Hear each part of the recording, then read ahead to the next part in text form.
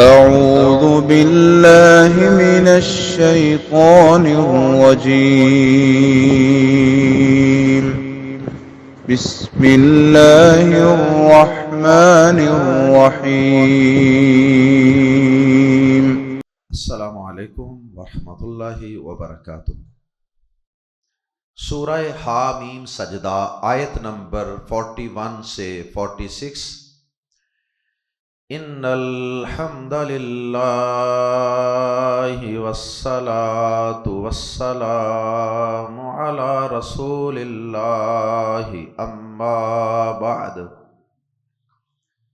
اعوذ باللہ السمیع العلیم من الشیطان الرجیم من ہمزہ ونفخہ ونفثہ۔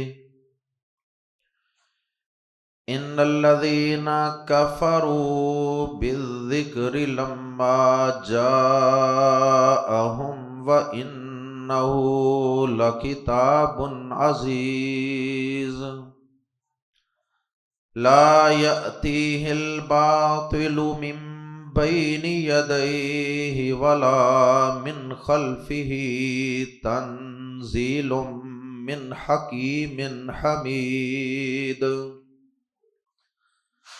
ما یقال لک الا ما قد قیل للرسل من قبلک ان ربک لذو مغفرۃ وذو عقاب علیم۔ ولو جعلناہ قرآنا اعجمیا لقالوا لولا فصلت آیاتہ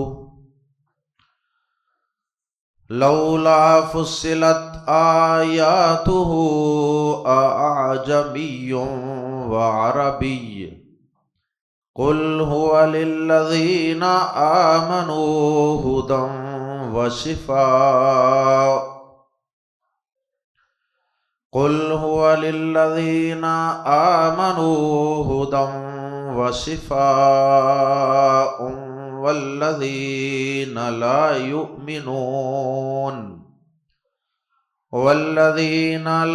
یؤمنون فی آذانہم وقر وهو علیہم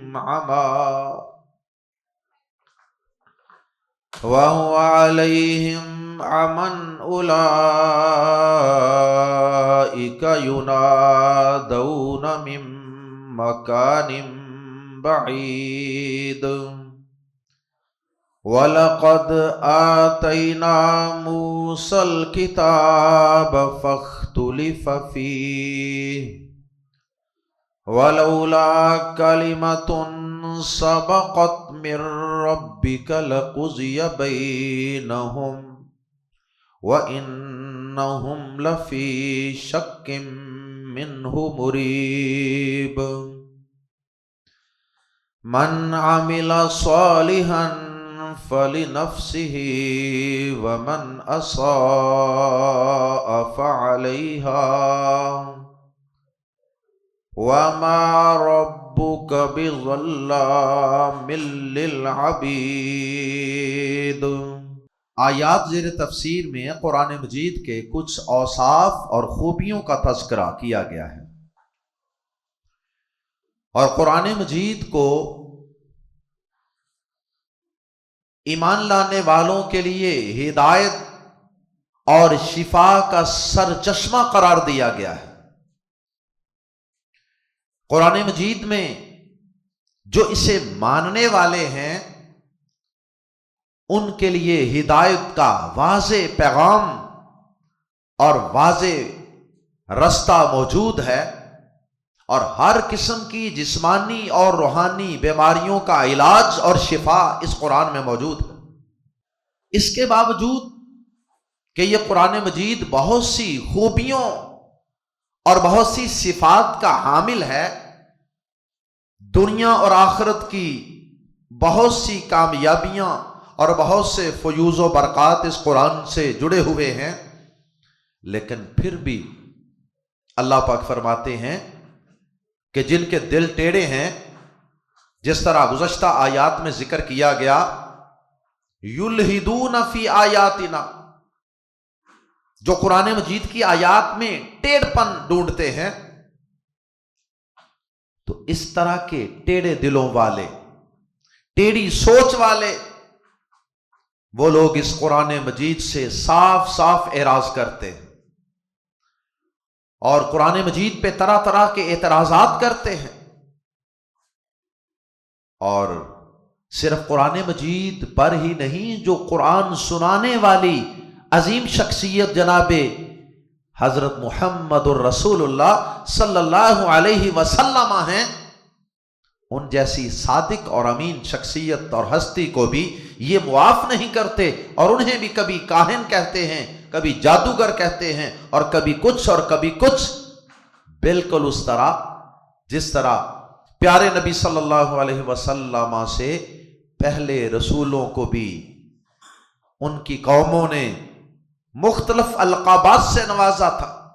گویا کہ آیات زیر تفسیر میں قرآن مجید کی خوبیوں کا تذکرہ، اوصاف اور صفات کا تذکرہ، اس کے کمالات کا تذکرہ، اور اس کے ساتھ ساتھ اللہ پاک نے اس قرآن سے اعراض کرنے والے، اس پہ اعتراض کرنے والے لوگوں کا تذکرہ کیا، اور ساتھ ہی نبی پاک صلی اللہ علیہ وسلم کو اللہ پاک نے سابقہ اقوام کا، سابقہ انبیاء کرام کے ساتھ جو رویہ تھا وہ یاد دلا کر اللہ پاک نے حضرت محمد صلی اللہ علیہ وسلم کو تسلی دی ہے کہ اگر یہ ایمان نہیں لاتے اس قرآن پر، اور آپ پر اور قرآن پر اعتراض برائے اعتراض کرتے ہیں، تو یہ کوئی پہلے لوگ نہیں ہیں جنہوں نے یہ کام کیا ہے، اس سے پہلے بھی بڑے پیغمبروں کی قومیں اپنے نبیوں کے ساتھ ایسا ہی رویہ روا رکھتی رہیں۔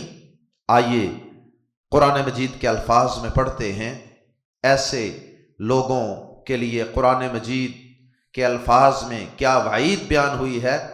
آیت نمبر 41، ان الذین، بے شک وہ لوگ جنہوں نے کافروا، کفر کیا، انکار کیا، بازر بھی ساتھ یا کا، یہ پریپوزیشن ہے کافروا کی، کس کا انکار کیا، کس کا کفر کیا؟ الذکری، اس نصیحت کا، الف لام لگا ہے ذکر کے ساتھ، اس لیے اس نصیحت یعنی قرآن مجید سے بہتر اس کائنات میں نصیحت کا کوئی پیغام نہیں ہے، نصیحت کی کوئی کتاب نہیں ہے، اس لیے قرآن مجید کو الذکر بھی کہا گیا ہے۔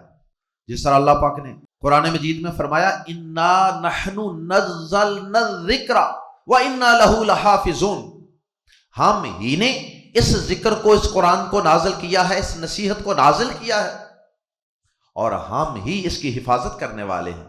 تو اس مشہور آیت مبارکہ میں بھی قرآن مجید کو اور وحی کو اللہ پاک نے ذکر کہا ہے۔ ان الذین کفروا بالذکر، بے شک وہ لوگ جنہوں نے اس نصیحت کے ساتھ کفر کیا، یا ترجمہ کر سکتے ہیں اس نصیحت کا انکار کیا، لما جاءہم، جب یہ نصیحت ان کافروں کے پاس آئی۔ اور اللہ پاک نے آگے ان کفر کرنے والے، اعراض کرنے والوں کی خبر اور ان کی سزا کو حذف کر دیا۔ بعض اہل علم نے تو یہ کہا کہ یہ جو آیت ہے ان الذین کفروا بالذکر لما جاءہم، اس کا تعلق پچھلی آیات کے ساتھ ہی ہے۔ ان الذین یلحدون فی آیاتنا، وہ جو ملحد تھے نا، جو کج رویاں کرتے تھے، یہاں بھی ان الذین کفروا سے بھی وہی لوگ مراد ہیں۔ مفسرین نے ایک تو یہ تفسیر بیان کی، مفسرین کا دوسرا گروہ اس آیت مبارکہ کو الگ سے بیان کرتا ہے، پچھلی آیات کے ساتھ اس کا تعلق نہیں، بلکہ اس سے مراد واضح کفر اور انکار کرنے والے لوگ۔ اور رہا سوال یہ کہ پھر اگر یہ الگ سے کسی گروہ کا ذکر ہے انکار کرنے والوں کا، تو پھر ان الذین کفروا بالذکر لما جاءہم یہ مبتدا ہے، تو اس کی پھر خبر کوئی نہیں آگے آئی۔ تو اس کا جواب یہ ہے کہ قرآن مجید میں اس کی متعدد مثالیں موجود ہیں کہ خبر بعض اوقات حذف کر دی جاتی ہے۔ تو یہاں آگے خبر کون سی ہوگی سمجھنے کے لیے، آگے خبر یہ ہوگی بے شک وہ لوگ جنہوں نے اس نصیحت کا انکار کیا جب یہ ان کے پاس آئی، تو ان کی خبر یہ ہے یجزون علی کفرہم، انہیں ان کے اس کفر اور اس انکار کا بدلہ ضرور دیا جائے گا، جو کہ یہاں حذف ہے، اور قرآن مجید میں اس کی بہت سی مثالیں ہیں۔ تو یجزون علی کفرہم، یا اس سے ملتے جلتے کوئی الفاظ جن کا یہی معنی مفہوم ہو وہ یہاں محذوف خبر سمجھی جائے گی۔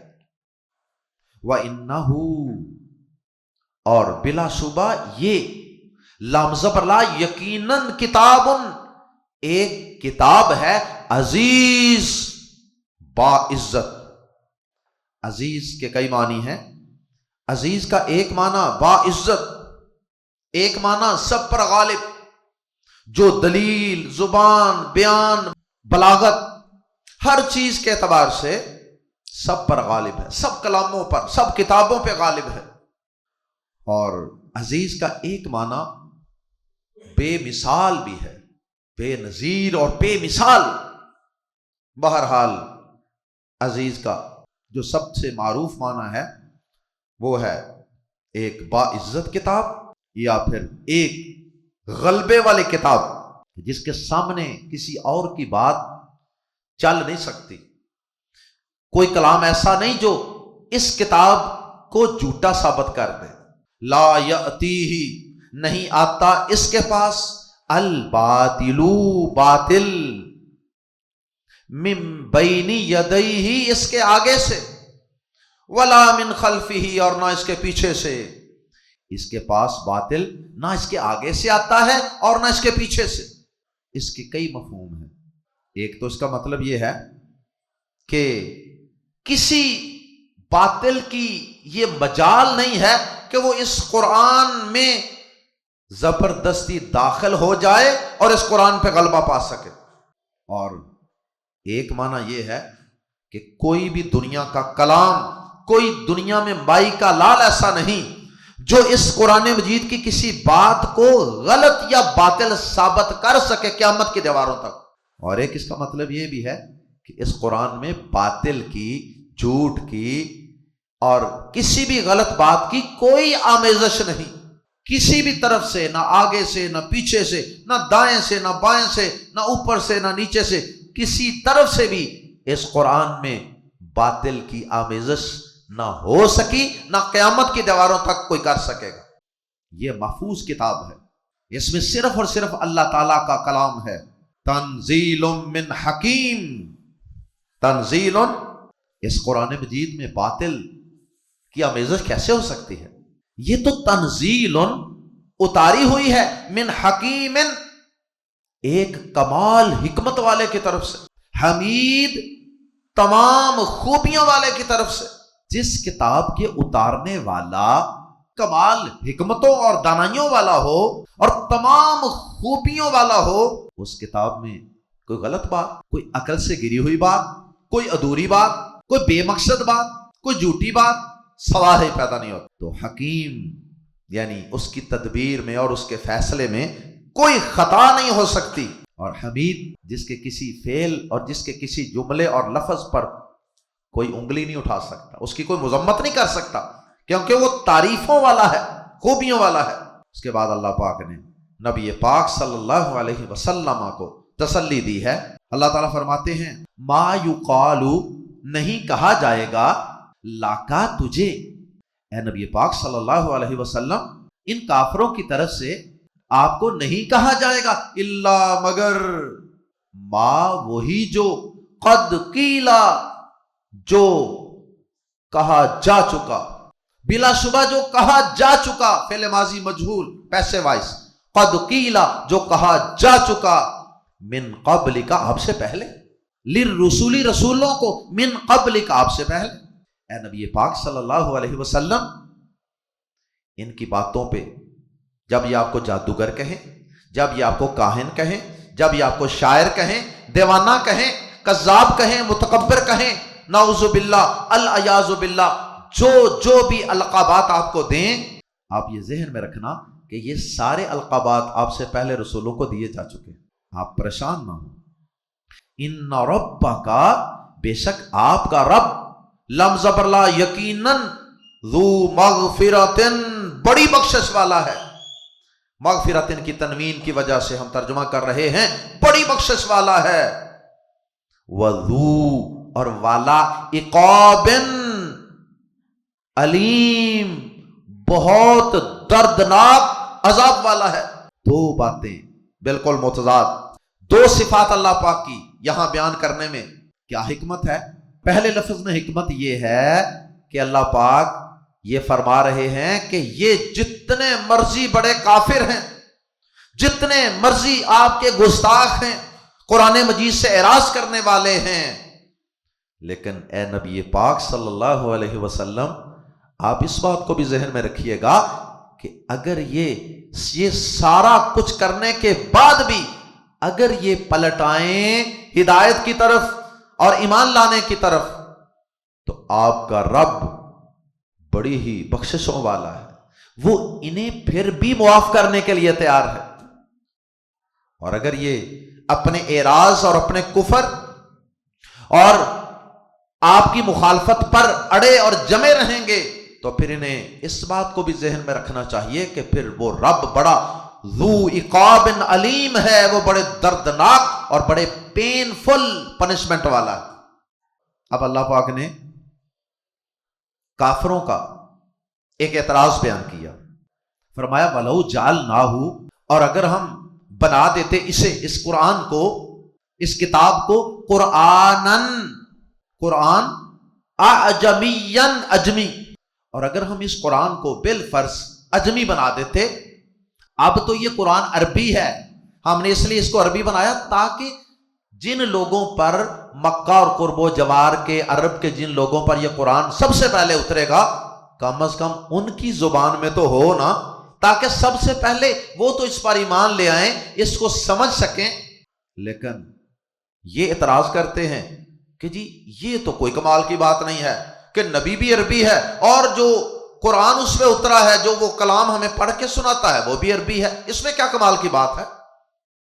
کمال تو یہ تھا کہ نبی جسے عربی کے علاوہ کسی اور زبان کا پتہ ہی نہ ہوتا، وہ کوئی اجمی کتاب پیش کرتا۔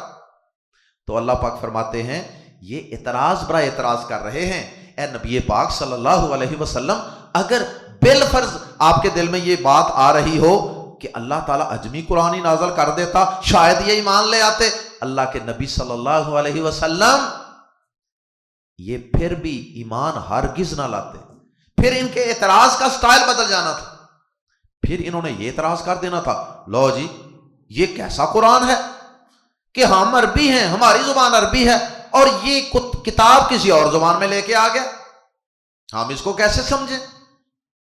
تو اے نبی پاک صلی اللہ علیہ وسلم یہ ہر صورت میں آپ پر اعتراض کریں گے، اس لیے آپ ان کی باتوں کو دل پہ نہ لگائیں، رنجیدہ نہ ہوں، غم زدہ نہ ہوں۔ وَلَوْ جَعَلْنَاهُ قُرْآنًا أَعْجَمِيًّا، اور اگر ہم اسے اجمی قرآن بنا دیتے، لمز پر لا، تو یقیناً قالوا، وہ کہتے، لولا، کیوں نہ، وائی ناٹ، فصلت، کھول کر بیان کی گئی، آیاتہ، اس قرآن کی آیات، ہمیں تو اجمی قرآن کی سمجھ نہیں آ رہی، ہمیں تو عربی میں سمجھ آنی تھی، تو یہ قرآن کی آیات عربی میں ہوتی نا، کھول کھول کے بالکل فصاحت و بلاغت کے ساتھ بیان ہوتی۔ اور پھر انہوں نے یہ اعتراض کرنا تھا، اعجمی، کیا اجمی قرآن، و عربی، اور عربی رسول، یہ کیا جوڑ ہے؟ یہ تو جوڑ ہی کوئی نہیں، یہ تو مناسبت ہی کوئی نہیں بنتی. یہ ان کا اعتراض ہونا تھا. قل کہہ دیجئے اے نبی پاک صلی اللہ علیہ وسلم، آپ اعلان کر دیجئے، آپ ان کو قرآن کا تعارف کرواتے رہیے، قرآن کی طرح بلاتے رہیے. جس کی قسمت میں ہدایت ہوگی وہ ضرور ایمان لے آئے گا. قل کہہ دیجئے، اس قرآن کا مزید تعارف کروانے کے لیے ان کو کہہ دیجئے، ہوا یہ قرآن للذین، ان لوگوں کے لیے، آمنو جو اس پر ایمان لے آتے ہیں، ہدن ہدایت ہے، ہدایت کا ذریعہ ہے، وشفاء اور شفا ہے. یہ قرآن ان لوگوں کے لیے جو اس کو مان لیتے ہیں، ان کے لیے اس قرآن میں ہدایت ہے، رہنمائی ہے، پوری زندگی کی گائیڈ لائن ہے، اور ان کی جسمانی اور روحانی سب بیماریوں کے لیے شفا. والذین لا یؤمنون، اور وہ لوگ جو ایمان نہیں لاتے قرآن پر، فی آذانہم، ان کے کانوں میں، وقرن، بوجھ ہے. بوجھ سے مراد یہاں ان کا بہرا پن، یعنی وہ قرآن کو سنتے ہی نہیں، سننا ہی نہیں چاہتے. اللہ اکبر. وَهُوَ عَلَيْهِمْ، اور یہ قرآن ان کے حق میں امن، اندھا ہونے کا باعث. یعنی یہ قرآن جو ہے، اس کے ساتھ ان کا رویہ یہ ہے کہ گویا کہ وہ اس قرآن کو سن کر اندھے بنے ہوئے ہیں، انہیں کچھ نظر ہی نہیں آتا، اور کانوں سے وہ بہرے بنے ہوئے ہیں، جیسے انہیں کچھ سنائی ہی نہیں دیتا. اور آگے اللہ پاک نے ایک محاورے کے طور پہ ایک بات بیان فرمایا اولئک ینادون، یہ وہ لوگ ہیں جنہیں ینادون، آواز دی جاتی ہے. فعل مضارع مجہول ہے، پیسو وائس. ینادون، ندا دی جاتی ہے، آواز دی جاتی ہے، من مکان بعید، بہت دور کی جگہ سے. یہ محاورہ ہے کہ جیسے کسی شخص کو بڑی دور سے کوئی آواز آ رہی ہو تو اسے صرف اتنا پتا چلتا ہے کہ کوئی میرے کانوں میں آواز پڑ رہی ہے، لیکن اسے سمجھ کچھ نہیں آتا کہا کیا جا رہا ہے. تو اے نبی پاک صلی اللہ علیہ وسلم، یہ چونکہ روحانی طور پہ اندھے ہیں، یہ بہرے ہیں، یہ گونگے ہیں، سم بکم عمیٌ ہیں، اس لیے ان پر جب تک یہ اندر سے نہیں بدلیں گے اتنی دیر تک یہ قرآن ان کے حق میں اندھا ہونے کا باعث ہے. اور یہ وہ لوگ ہیں جنہیں بہت دور جگہ سے آواز دی جاتی ہے، نہ انہوں نے اس قرآن کو سننا، نہ انہوں نے اس قرآن کو سمجھنا، نہ اس قرآن پر ایمان لانا، نہ اس کے مطابق انہوں نے اپنے عقائد اور اعمال کو تبدیل کرنا. اور آخر میں اللہ پاک نے موسیٰ علیہ السلام کو بھی بطور مثال ذکر کر دیا. وَلَقَدْ، نبی پاک صلی اللہ علیہ وسلم کی تسلی کے لیے، وَلَقَدْ آتَيْنَا، اور بلا شبہ یقیناً ہم نے دی، موسیٰ کو علیہ السلام، الکتاب، کتاب، فاختلفا، پھر اختلاف کیا گیا، فیہ، اس میں. اے نبی پاک صلی اللہ علیہ وسلم، آپ کو پہلے تھوڑے ہیں کہ جن کے ساتھ لوگ اختلاف کر رہے ہیں. آپ سے پہلے موسیٰ علیہ السلام کو بھی کتاب دی گئی تھی، تو اس تورات میں بھی ان کے ماننے والوں نے اور ان کے نہ ماننے والوں نے بڑے اختلافات کیے. ولولا، اور اگر نہ، کالمتن، بات ہوتی، سابقت، جو طے ہو چکی، من ربی کا، تیرے رب کی طرف سے، لام زبر لا، تو یقیناً قضیہ، فیصلہ کر دیا جاتا، بینہم، ان کے درمیان.